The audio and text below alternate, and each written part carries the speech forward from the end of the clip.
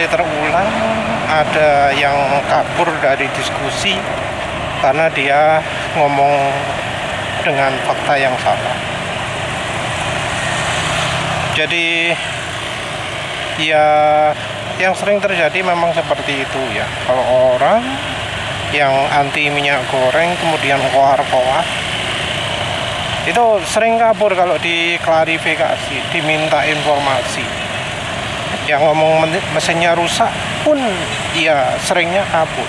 Dan yang nggak kabur ya, yang beneran mengalami keluhan itu ada dua ya problemnya. Yang satu karena dia pakai oli palsu, yang kedua karena dia pakai minyak goreng nggak sesuai rekomendasi.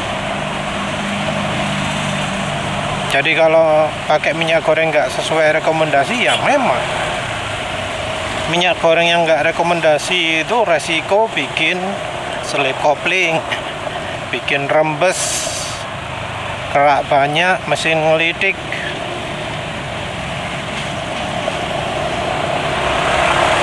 Kalau yang pakai merek rekomendasi ya enggak lah. Merek rekomendasi ya KCO. Merek Vilma sendiri ya enggak 100% aman ya. Ada yang mengeluh apa jenenge rembes, ada yang mengeluh cepat jadi encer. Sementara itu kalau merek Bimoli klasik keluhannya adalah ngelidik ya. Ngelidik karena kerak di ruang bakarnya banyak. Kalau merek KCO nggak ada keluhan-keluhan seperti itu. Nggak sedikit yang ngomong, oh pakai minyak goreng jadi begini. Ketika diminta detailnya dia kabur. Atau kalau nggak kabur dia selalu ngasih informasi yang sumbernya itu nggak bener, sumbernya salah, sumber nggak jelas. Ya karena memang satu, dia itu cari informasinya dari grup pembohong ya. Dari grup oli itu banyak pembohongnya. Yang kedua adalah karena dia ya sudah ikutan ketipu. Jadi dia sudah makan kebohongan dari ya misalnya dari YouTube, dari mana gitu ya, oleh orang-orang yang seakan-akan ngerti padahal enggak. Mungkin saja orangnya itu ahli dalam satu hal, tapi sebenarnya nol dalam soal percobaan pakai minyak goreng. Ada yang ahli ledeng, ada yang mekanik bengkel, ada yang tuner balap, dan seterusnya.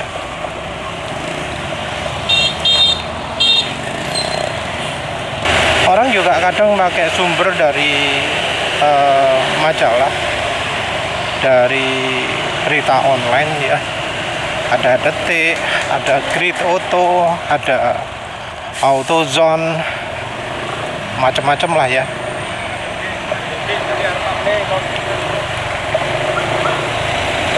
Nah sayangnya yang media-media tersebut kebenaran informasinya juga tetap tergantung pada sumber yang dicantumkan.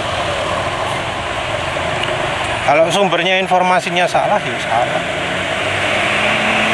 Walau sumbernya dari Lemigas, dari LIPI ya, kalau ya rekayasa ya tetap sih nggak benar informasinya.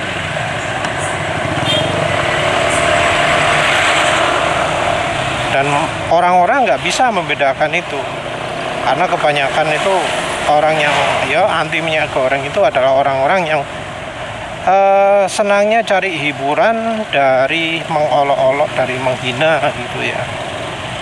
Jadi mencari sesuatu yang ya membuat orang lain kelihatan bodoh, terus dirame-ramekan biar kelihatan dia itu lebih pinter. Ya sayangnya banyak sekali kebohongan di situ, di dunia oli, spesifiknya juga di minyak goreng.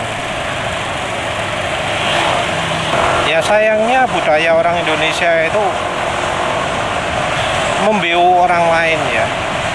Ada orang ngomong ini gitu, yang B juga ikut-ikut tanpa memverifikasi informasinya. Jadi mereka yang sumber informasinya adalah dari omongan orang, wah itu jelas anu lah, sering tersesatnya, sering nggak benernya, sering ngaconya.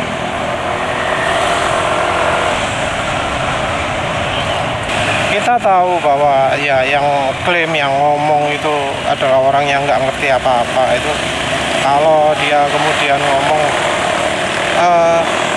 minyak goreng itu tidak tahan panas, minyak goreng itu kental, oli pabrikan itu baik, oli standar modern itu oke, paling mahal, paling baik, semua oli sama saja asal jangan minyak goreng. Ya, apa maneh ya, oli sintetik itu lebih baik, kendaraan modern itu butuh oli encer, dan seterusnya ya. Ya kadang memang mereka itu omongannya nggak konsisten.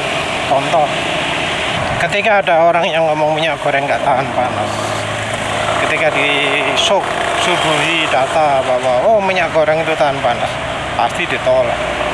Pasti kemudian jadi ngomong bahwa yang namanya oli itu nggak butuh tahan panas, karena toh oli itu nggak kena bagian panas katanya ya.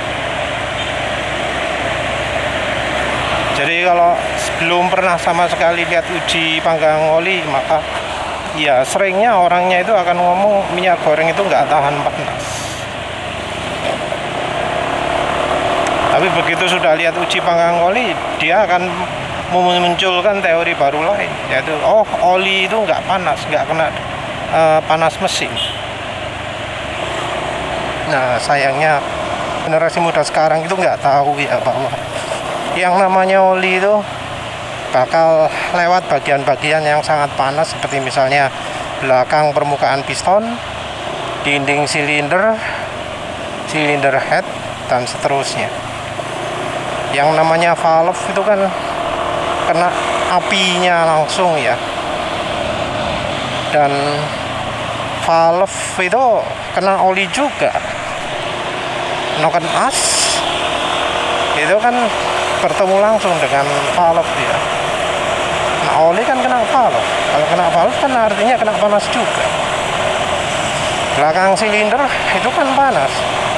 Beberapa mesin itu menyemprotkan oli di belakang permukaan piston untuk mendinginkan pistonnya. Padahal piston kan suhunya panas sekali. Juga dinding silinder.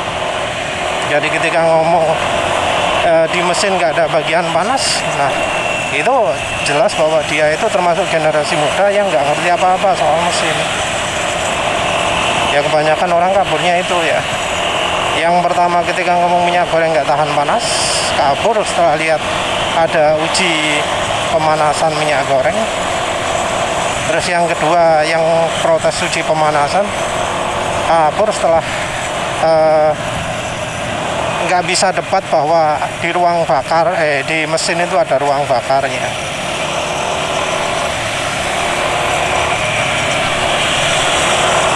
Lalu berikutnya ada yang ngomong bahwa minyak goreng itu kental. Nah ini dia juga bakal kabur juga ya ketika disodorkan data misalnya dari penelitian, juga dari eksperimen penulis sendiri. Uji kekentalan menggunakan metode bola jatuh. Metode bola jatuh sendiri ada rumusnya. Tapi tetap kalau kita nggak pakai rumus ya, kita bisa bedakan kekentalan antara cairan satu dengan yang lain. Cairan yang encer akan lebih cepat jatuhnya bola. Cairan yang kental akan bikin jatuhnya bola akan sangat lambat. Nah di situ kelihatan ya kebanyakan minyak goreng itu lebih encer dari oli mesin. Tapi ya lagi-lagi entah generasi muda atau generasi tua, mereka nggak lihat eksperimen seperti itu. Yang dipercaya adalah omongan YouTuber, omongan penjual oli dan seterusnya. Yang sering bikin kabur juga itu adalah yang laporan kerusakan. Ada yang memang benar-benar rusak, tapi ada beberapa yang kabur ketika ditanya spesifikasi detailnya, seperti minyak gorengnya apa, mereknya ya, minyak goreng pakai merek apa, berapa persen, oli mesin merek apa, pemakaian berapa lama.